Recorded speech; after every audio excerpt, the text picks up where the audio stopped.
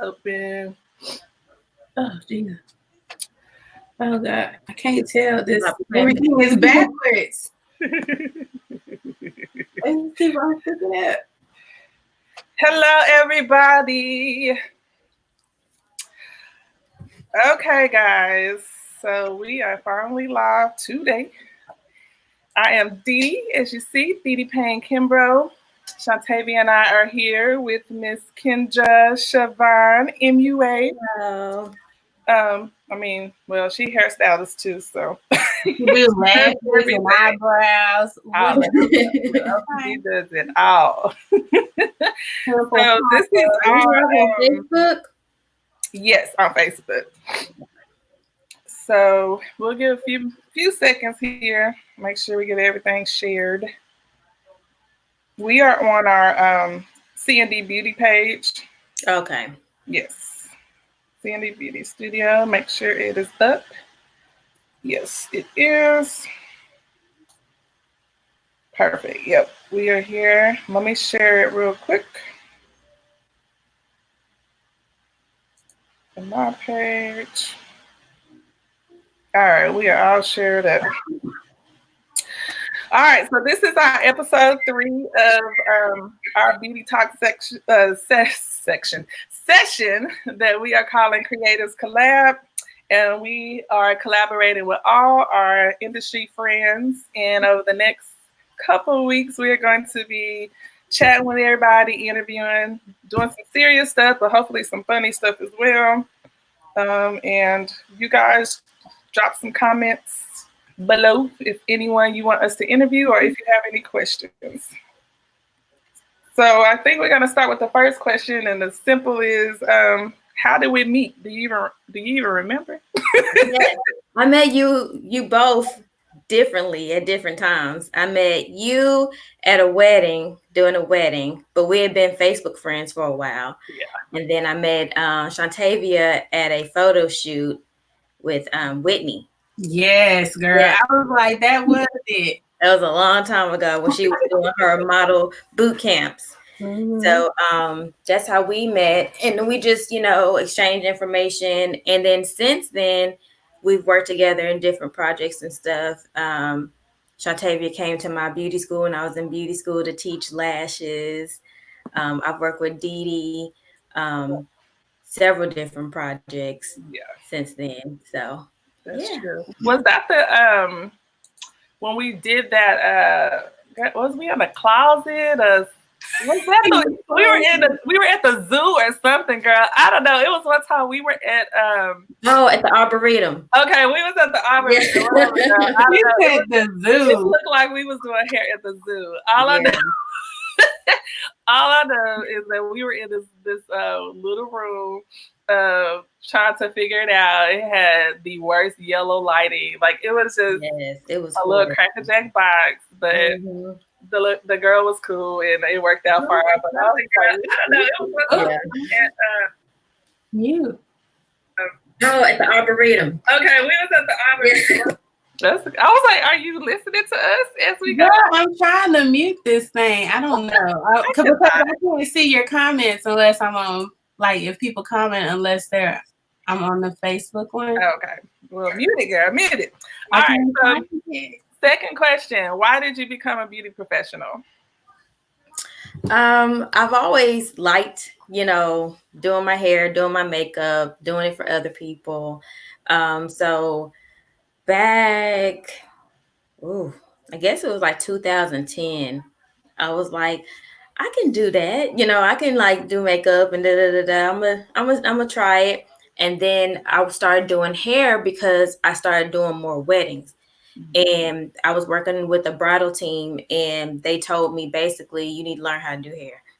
So I started teaching myself, and I ended up really liking to do hair, and went to cosmetology school back in 2016 and just been grinding ever since. So I'm mostly known as being a makeup artist, but I want to transition that to people knowing me for doing hair. So yeah. Sometimes that transition can be hard. People know you for one thing for so long. Right. Then you do something new. Then they always say, "Oh, we forgot you do." Right. That honestly just happened to me before we got shut down. I've had this been coming to me for years. We didn't know that you did hair. Got a whole station. Y'all been coming to all the hair products. We didn't know you do lashes. All up on my Instagram, like it was me. I promise. Yeah. People, someone told me that you have to remind people who you are. Yeah. Every 21 days. I feel like I have to remind people who I am every day. Every day. Yeah.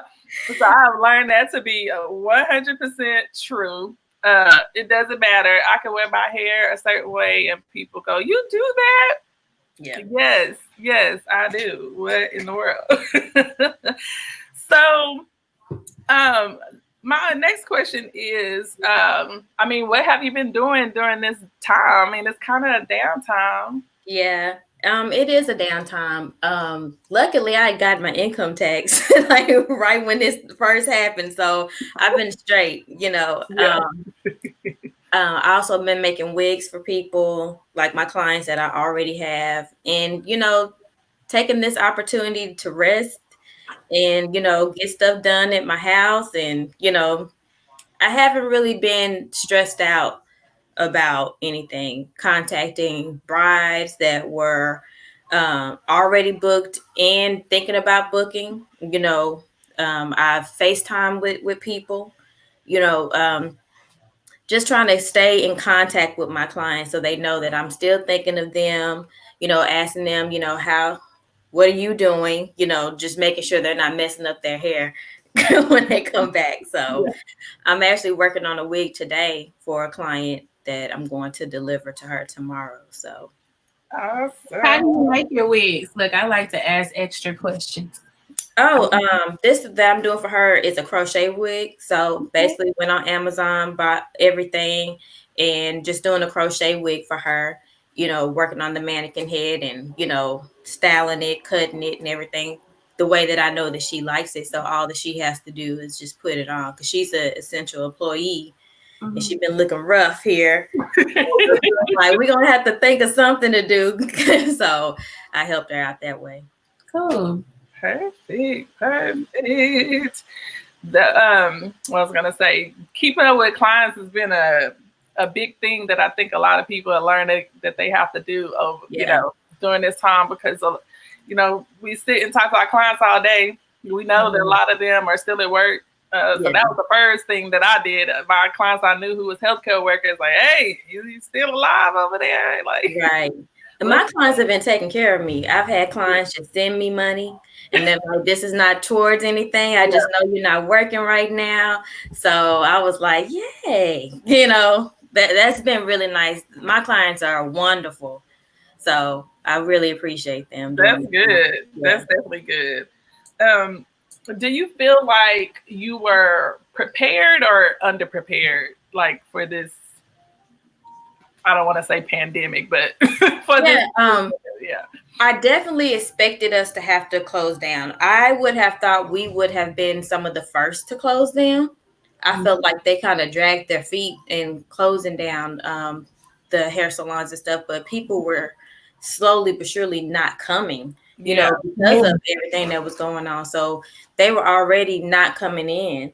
So when they closed down, I was like, it was a relief for me because I felt like I was putting myself in harm's way, going to the salon. So it's been good. Yeah, I think it was kind of the same with us too as well. Because I felt like the urgency happened overnight. Yeah. Because there was so much misinformation. And I think that was the thing. We're like, wow, what is going on? Why are people slowing down? And a lot of my clients who are in healthcare were like, y'all ain't hear about, hear about the corona. Like, girl, what is that? Right. I mean, our government was kind of downplaying it, so we didn't really have a reason to, be alarmed at first. This is true. Until those numbers started going up and people started dying and, people were catching it so easily. So I was like, okay, this is serious. Yeah. It took me a while to catch on to how serious it was. So this is true. How comfortable are you with us potentially opening back up May 1st? I feel like, we spend a lot of time in school training for this exact thing, like disease and infection control. That's the only reason why we have to have licenses to do hair, is because we have to be trained to not be spreading certain diseases and stuff like that. So I feel like, more than other industries, we would be more prepared. We have our EPA solutions, we can get masks, we wear gloves sometimes. There's sometimes I've been sick before and I've had to still show up for work or had a wedding and I had a mask, so I feel like it's possible for us to reopen, but I want to do everything slowly. Just see how it goes over the next couple of weeks, because this is new for everybody. Even the officials, even the people whose, their job is um, to um, to give information out, they still don't have information. So I'm just trying to wait it out and see how it goes. But if I had to reopen, there would definitely be protocols in place so that everybody can feel comfortable and safe when they leave. So it's certain services I would not be doing. Like, I'm not going to be doing makeup for a while, but hair, lashes, I feel comfortable doing that because they can wear a mask and I can wear a mask while I'm doing their hair and eyelashes. So yeah, we don't want to contaminate all this expensive product we got. Right, exactly. Yeah, the unknown is the part that's the scary part. When they don't really know how, they're still up in the air how it spreads. It seems like every other day they're saying, "Oh, well, this is the reason why it spreads," and that unknown is the part where it's like, "Well, that part is scary because how do I know it's not going to permeate my beauty products and I have to throw the whole thing away?" Right. So I'm with you on that. And right now, because policy don't cover infectious disease. Yeah, because we checked it. Right. We're gonna have to add that to the policy. But I think it spread because we didn't know that people had it. I think that it's been around longer than what we knew, and people were catching it. And just, there's people who have the virus but asymptomatic. So they're spreading it around. We could all have it right now and don't even know. So that's it's just one of the things. It's a wait and see type of thing. Yeah. But as long as the unemployment kick in, I'm good. I'm like, we can sit in the house forever. One of the comments was, so do we have to sanitize the whole salon before going back to work? Absolutely. Yep. It's been sitting there for over a month, for 6 weeks at least, So of course we're gonna have to go in and clean, make sure all of our utensils are sanitized, our workstations are sanitized. I know personally I'm going to be asking clients before they even come, like, hey, have you been exposed to the virus? Have you, are you close to anyone that has it? Do you have any symptoms? What is your temperature? Oh, you haven't taken it? Yeah. Get the thermometer. Thermometer real quick. A big one. From the car. Yeah. Temperature outside the door. Yeah. Spray yourself down. Here's some hand sanitizer, before you even sit down, that type of thing. I mean, you can only do so much, but I mean, it's kind of unrealistic to expect us to stay in the house for breathe. I'm done. I think it's funny because I'm always doing a lot of the back end stuff, and I used to, like, early on, because at my school, every appointment you had to do a medical questionnaire. Like, it wasn't optional. Right. Before we start the service, you had to fill out the medical questionnaire. Right. And for us, we were trying to update it every quarter. Mm-hmm. And unless, client has been sick or something has changed. And we had just created a form for when they book to fill out the form. And oh my God, they were all like, did we have to? Yeah. And literally like a week, 2 weeks later, this happens. And we're like, see, this is why we need this information. Because if you aren't providing us with this information, it's not that we're not sanitizing anyway, but like if you have something that's even more, infectious infectious or a virus or something like that, then we need to know what kind of protection that we need to have, not only for ourselves, but for potential clients coming after you. Right. And I just think, they're going to have to fill it out again before they come back. I just need to know, I need to be able to track it. If I get something, I need to know who I need to call. Be like, girl, remember that time? Listen, you sniffle. It's you. You're the culprit. Yeah, because I don't want the flu. Forget the other virus. I don't want the flu. I don't want the common cold. I don't want to catch anything. Corona, flu, cold, anything from these people. So what do you think that you would do going forward to help yourself succeed in case something like this does happen? Let's just say they open back up, which is possible, and like China, they let everybody back, and then here comes another wave. What do you think that you would do to help set yourself up to succeed in the future if something like this was to happen? I've been thinking nothing but like products, getting online, like teaching, showing people how to take care for their own hair during these times. Like that stuff that, I've always talked about doing. I mean, I have everything to do it and I just haven't done it, so that, finding, other streams of income to keep me afloat during these times, not just relying on, that. I do, teach too, at CMC makeup school. So I had, another income coming in, but both of it stopped at one time. But, if I had like my products set up, if I had my YouTube channel, my Facebook Lives, if I had that going, that could possibly be another stream that I haven't tapped into yet. So this is the perfect time to get all that started. That's what we've been using it for. Yeah. I keep telling myself, but I end up binging Netflix all day. So yeah. We were hitting it. And then next thing you know, we're just like on our video tag, bundled up. Hey girl, I need a me day.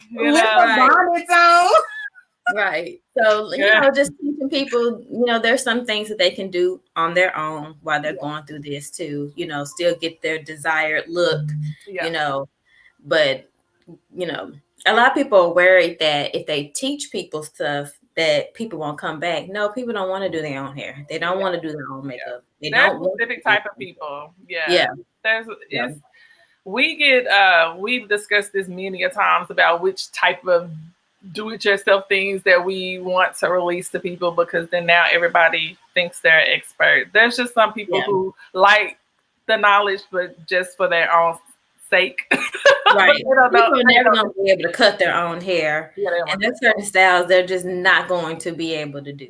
So, we just don't need to worry about that. But the upkeep of their hair, which is something that, I try to teach my clients anyway, things to do, maybe they'll listen now. They don't be listening. They'll definitely be listening now. Don't be putting nothing on their head, no scarves, nothing, So maybe they'll listen now, and they can maintain their hair until they can come back. So I believe so. So you kind of stepped away a little bit from the freelance and went into working for a salon. Mm-hmm. And I know y'all already had somewhat of a tragedy happen. Yeah, it's been one thing another. I don't know. How did I know? I sent you the whole thing, girl. Some drunk driver ran into the whole salon. Let me tell you, because I'm gonna be real dramatic with it. Okay. So basically, I'm sleeping peacefully in my bed, and I get a phone call from the owner of our salon, and was like, "Are you in the salon?" Because I'm the one who, the late one. You there late typically? I'm usually there late, and I'm usually the one who sets the alarm off the most. So the alarm was going off, and so our owner, Daryl, called me and was like, "Are you in the salon?" I'm like, "I'm looking at the video, and I see people in the salon." I'm like, "I'm in the bed," and right when I'm on the phone talking to him, another stylist called and was like, "A car ran into our salon." So I work on Cedar Springs and Salon Aura. Okay. And so there was a driver under the influence. It wasn't alcohol, it was drugs. And he completely spaced out and hit one car, hit another car, knocked the door completely off of it, ran over a pedestrian's foot, and ran into our salon. And not just, ran into it and stopped. Like, it literally landed in my station. So it got to like the back of the salon before it stopped. So I had to replace a lot of things because of that. The salon had to completely redo the front of it. And since we've had this time off, they've gone through and renovated the salon. So when I go back, it's going to be a whole new salon. So I'm actually looking forward to that. So that happened. It's just been, going to a new salon from having my own salon suite. It's been a blessing because I'm around other seasoned artists. I'm in a very good area now, but having to like get new clientele coming in, like that's been a struggle. But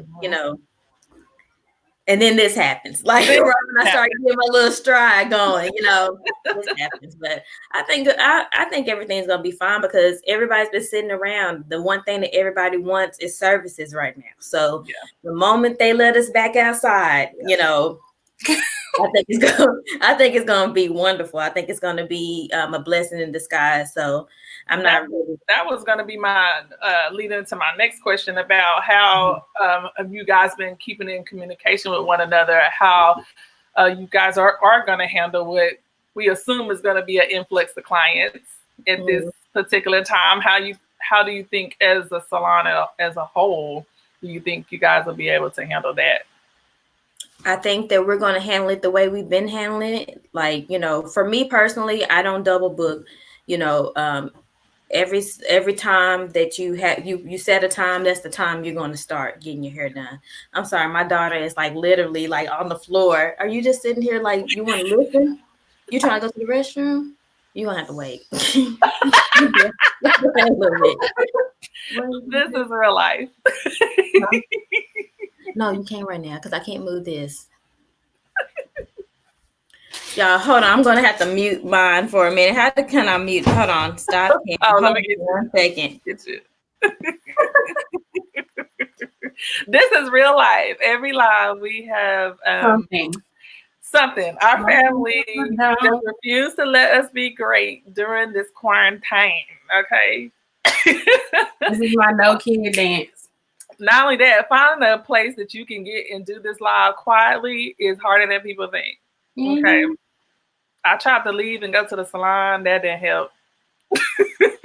You were in the closet. I done did it in the corner of the living room, the corner of the bedroom. I just at this point, we don't know what the right thing is. It is what it is. So while we're waiting on Kendra to come back, we can discuss about how we are going to get ourselves prepared to receive clients back at our place at the old C&D Beauty Studio. First off, we have to finish renovating, putting up our shelves. Yes. Our cabinets for our break room. We are also renovating, guys. So right now they're sitting in the middle of the floor of the salon. And just, I'm ready. I'm going to have to go over there with Dee Dee and help clean. She know I love stuff to be clean, but good God, I just be like, this takes so long. I just want to be like clean. But it doesn't work that way. I got bad knees and bending over and stooping down like my mom would say. Yeah, we definitely are. We haven't been open that long enough, but not that long. So we are constantly adding and upgrading things. And right now at this particular moment, that is what we are doing. Well, somebody's doing it. We're not doing it. But it'll hopefully be done. Like we blink and it's done when we come back to the salon. But we are updating and upgrading. We will have to go back and scrub from top to bottom, but we are definitely going to be requiring all of our clients again to update their medical questionnaire. Wear a mask. Yeah, wear a mask. We would definitely be wearing a mask. We would definitely be setting up more sanitation stations. And I mean, we're pretty much ready, but because everyone who comes to our salon know I'm always cleaning something. So that you don't have to worry about. We're just gonna make sure it gets done again. And our stations are already 6 feet apart, over 6 feet apart anyway. I think they're like 8 feet. I don't know.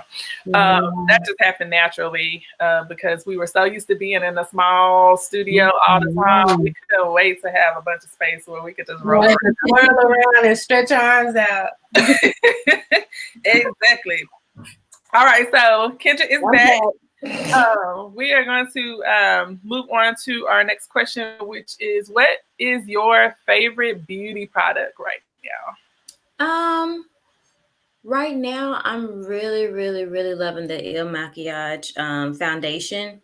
I love it. I've seen the little videos all the time, so I did the little questionnaire and had it sent to me for free to try it out, and I kept it. I really liked it. It worked well for my skin and my skin tone and everything. So that's my favorite right now.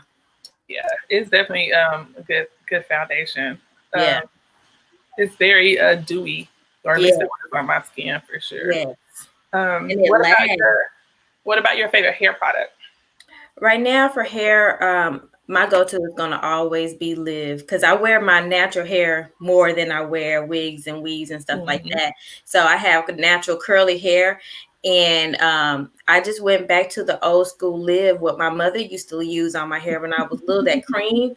I love it. The red and white jars. Yeah, the red and white is simple. Like, it smells good. That is my favorite. I don't think I'll ever use anything else, and I still use hair grease and stuff. Like, I mean, like, I know a lot of people don't, but it works for me. You know, it works to make your hair grow. Look, don't use the Blue Magic, please. I don't use Blue Magic. We'll use the coconut one, the white one. Throw the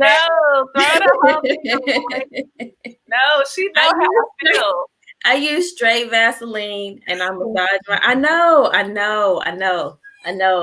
Some people may be like, "Oh my God, it works for me." So, recently, it works for me. I have 3C hair, and like a little bit goes a long way in my hair, and it just keeps my scalp moisturized, where I don't have the flaking or anything like that. And then the Live, it just keeps my hair, like, I don't have to put gel or anything when I use Live. It keeps my hair like super curly. I used to. Now ask me a question. That's what it is. I'm gonna go pick me up a jar. The Live. Yeah, I need to go pick me up a jar. I remember how. Girl, it used to have my hair so greasy. Like, my mama swear by Live. My hair was so shiny. Don't get me wrong, but it was so heavy for my little old thin strands. It helps lay them edges. It helps lay them edges. It does. It works for me. My hair grows. I cut my hair every 2 years, where I cut it all the way off, and by the end of the year, I'm right here every year. But this year, I said that I'm going to let my hair grow, because the longest that it's been has been past my bra strap.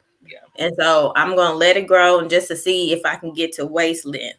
But it works for me, so shoot, I'm going to keep on doing it. If I try something else, I'll let y'all know, but I love it. It's, okay. So how did you, so you're Kendra Shavonne Beauty Solutions. What, I mean, why do you feel that you are the solution to beauty? Like, how did you come up with this name? But the name, okay, so y'all know I started as a makeup artist, but I always felt like I wanted to do something more in beauty. I knew I wasn't just going to always do makeup. I knew I was going to evolve in something else. So I never wanted to be Kendra Shavonne makeup artistry or Kendra Shavonne artistry. I want to be beauty solutions, because I want to have my foot in a lot of different things that involve beauty, you know. So beauty solutions can end up being fashion. you know, I've already started in hair. It can be consulting. It can be, you know, all kinds of things. So whatever solution you're looking for, I should be able to find it or either point you in the right direction. And so far, you know, I've been doing that. You know, I'm constantly taking classes, constantly, you know, educating myself, and, you know, just finding different avenues in the beauty industry that I enjoy. So that's true. Yeah. Well, that leads us to our last question, which is, I mean, what's next? What's next for Kendra? Products, product line,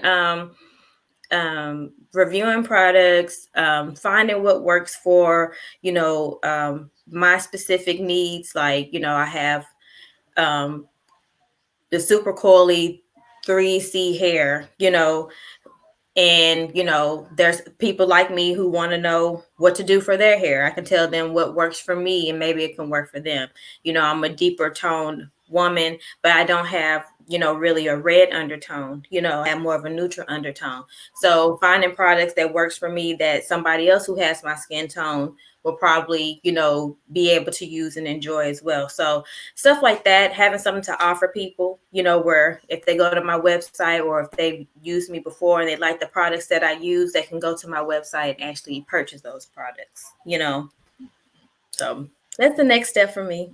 Okay, I lied. That wasn't my last question. My other question was I meant to ask you earlier. So I know you wanted to tap into doing some wig ventilation. How you hounded Aaron to, you know, give you some virtual classes? Or we were supposed to meet right that weekend that they locked us down. That Monday we were supposed to meet, and she was supposed to teach me, and neither one of us felt comfortable doing that at the time. So she'll be here for a while. Yeah, I just realized that. Yeah.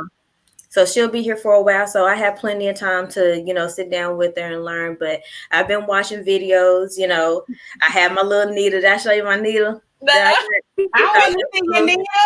Yeah, I did. I'm gonna start trying to practice on my own just to, you know, try to get like the mechanics of it all.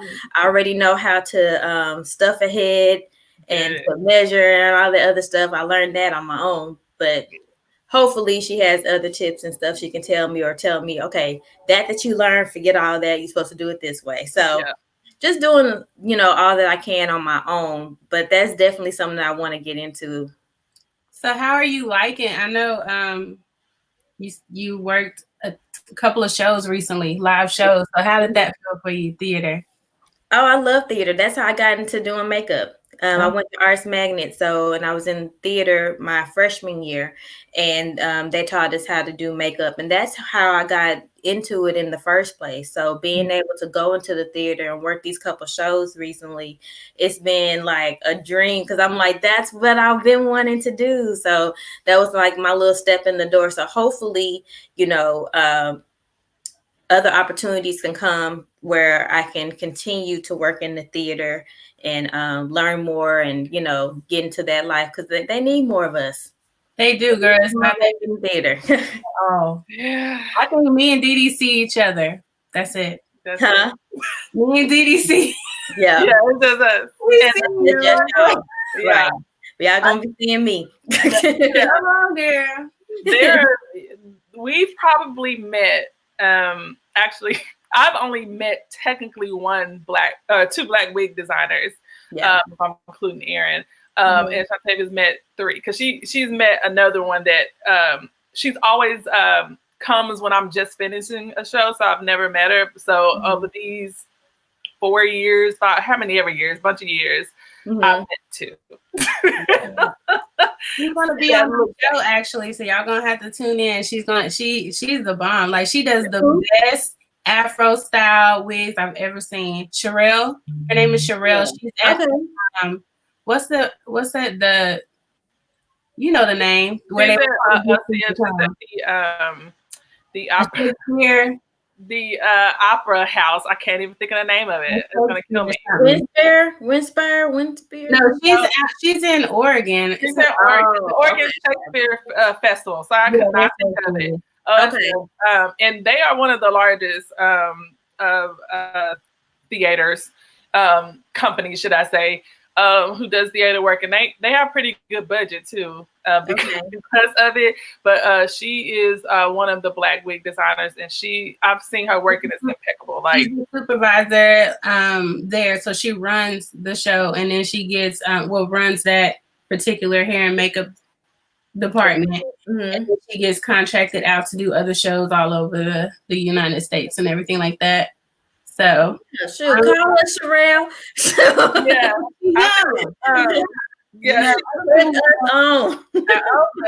Nothing wrong with being older, but we will actually be interviewing Sherelle here in one of our beauty talk sections coming up. So definitely join in. We'll make sure you get tagged on the flyer. Yeah, I'll tap in there. Hello. You're like, hey girl, hey. Real quick, introduce myself. Yes, definitely. This industry is, for it to be so big, is incredibly small. Like you see the same people all the time, no matter what. We do. So it's always good to have you a good business buddy, connect with some people, because that's really the only way you can get these opportunities is at least knowing one person, right? And and becoming friendly at least with them. Friends are in the industry in some type of way. I have like just a handful of people that I'm friends with that are not in beauty because I see them so much, and I'm one of those artists. I'm not the type that, like, if I get a person and I can't do them, be like, oh, well, I can't do you. If I get a person I can't do it, I'm sending you to somebody that I know, and I know there's plenty of people that can vouch for that. Like, I am a industry friend. I love everybody. I get along with everybody too. Not too many people that I'm just like, I get along with everybody, so it's a blessing. It's a blessing. They talk about our industry as though, there's so many catty people and stuff like that. And that's not true. Yeah. That's not true at all. It's a lot of us who get along and, network with each other and help each other along. A lot of those people who are saying catty people are usually the ones are usually on. Yeah, they are usually the ones that we're unfortunately have to watch out for. Right. But it has been, my experience that for the most part, that it's been a very welcoming industry. And I know for sure, I have my top 5 on top of my head. If I can't do something, this Shauntavia is going to get it. And if she can't do it, I know 3 other people right away I can call to take the job. But it's like you kind of have to have that. And being versatile. That's why I keep, like, when I talk to my students, like, be versatile, learn several different ways of how to do stuff on several different types of people. I hate being in class and I tell people to, double up or, team up, do each other's makeup, and they go for the same. Don't find anybody who look like you, because this world it's full of people who don't look like you. Yeah. And you're going to be really missing out on, on opportunities because you don't want to step out your comfort zone, I think that's so true. I said, I think that is so true. Yeah. I think a lot of the reason why, you and Shauntavia and I have such a versatile clientele is because we can do everybody. I don't even have to see a client before I go to them. I know that my kid is going to have everything that I need in it. Don't matter who sits in my seat. And if I don't have their particular color, I know how I can mix and match. That's real. I think the hardest thing when because people DM me and stuff, and well, if you have opportunity, and it's like, it's not that I don't think you're good at what you do. I just know that the jobs that we usually are taking, especially the production jobs, you have to know how to do everything. They don't.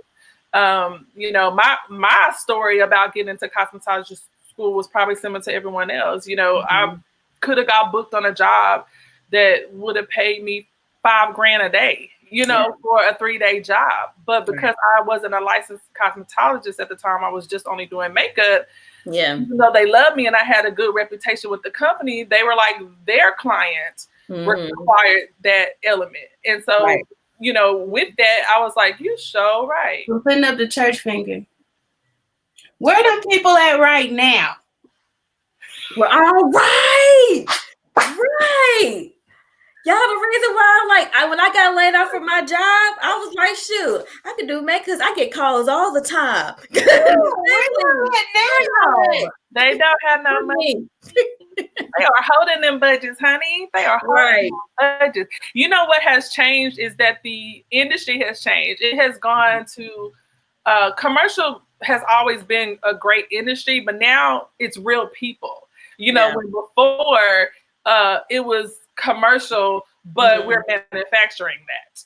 Now it's real life people, and real life people don't have real life experience with the money that they should receive and the contracts, so the budgets are smaller. You know, they might not have aren't getting as much money as a trained actor or not even trained, but a person who is experienced model. They're going and getting real people, and real people making $800 a day just to blink and smile is a lot of money to them, opposed to them having to pay real rates, you know, SAG rates, just for an artist to go try on some clothes and never have the commercial airing a day in their life. You know, they're real strategic.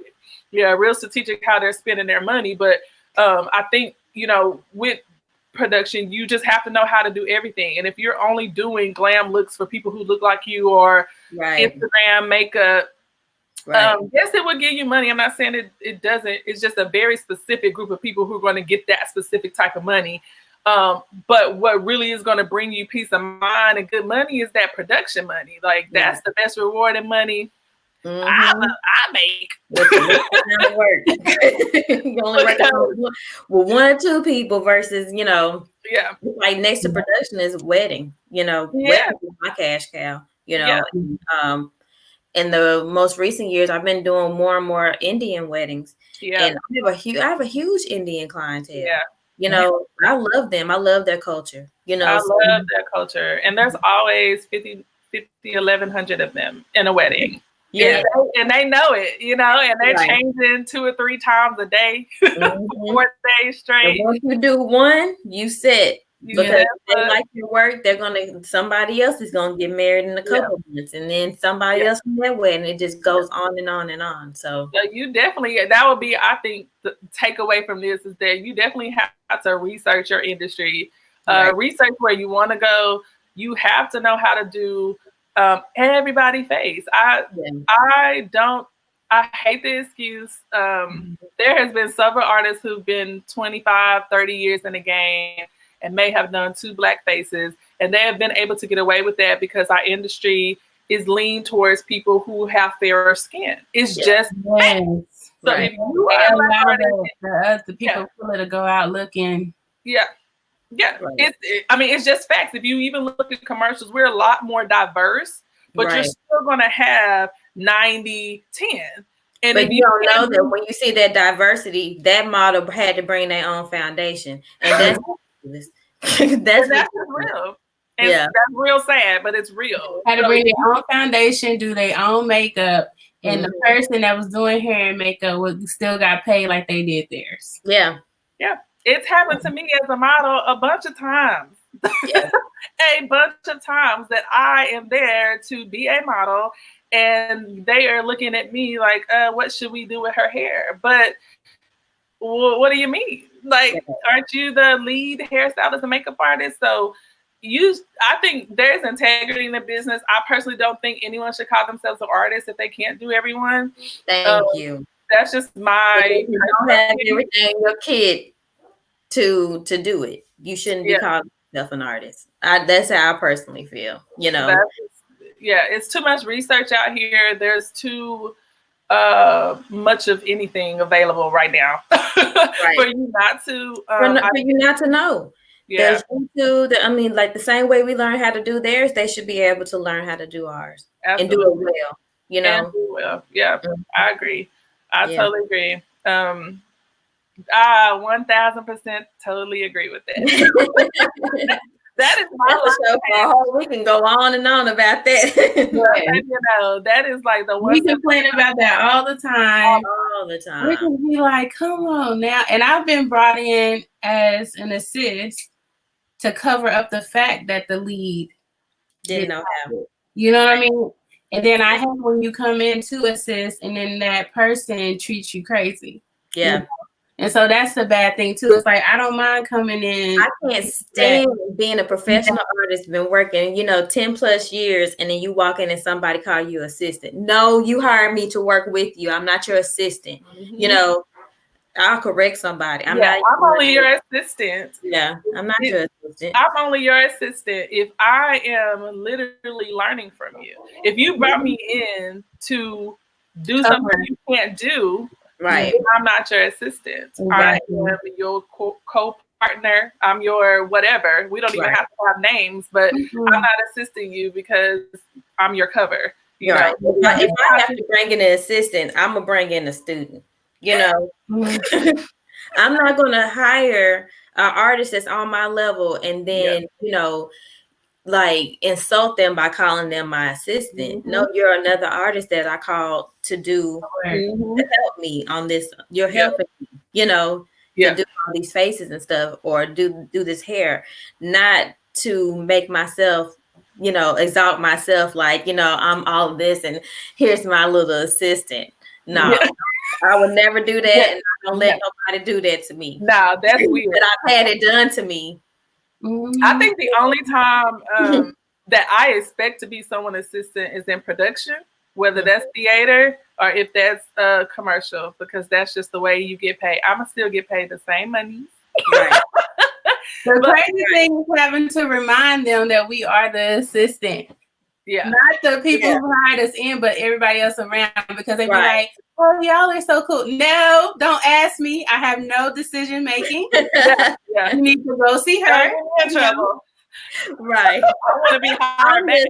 I want that foundation. Am I just pattern? I'm just adding lashes. That's what it is. I'm cleaning brushes today. If I'm doing a full face, the same that you are, I'm not an assistant. I'm another artist working with you. When I'm an assistant, I do assistant work. Yeah, I assist a lot. One of my industry friends, and when I'm on a job with her, she expects me to do little touch-ups. Like, and she knows I'm capable, but she's just like, girl, get in here, get these coins, get this this on your resume. And maybe powder a little face or start some curls for me. That's your assistant. You're doing the role as an assistant. Don't call me an artist and then call me an assistant. I will cuss you out. Move out, man. Yeah, I like them assistant jobs. You want me to just do some curls? Okay, girl, I'll be the best curler. Big curl galore. Big curl them. Do a whole updo. I'm no longer your assistant, man. No longer. Absolutely, I agree. Too much. Okay, we're gonna end this very long live. I'm glad y'all hung in there with us, though. It is a lot. Hopefully, y'all don't think we were too crazy, but we will. I think, girl, don't hold me to this when y'all see the flyer. But I think our next beauty talk is going to be with Jen Karsner. And she is now the director of event and marketing for USA Today. So she transitioned from being a freelance artist to being full-time marketing. She loved the job so much, she just stayed there. So we're going to talk to her about marketing strategies and how it was transitioning from freelance to back into the corporate world, the corporate sales world, which is actually where she came from. But talk to her about how she misses being freelance, because I know she does.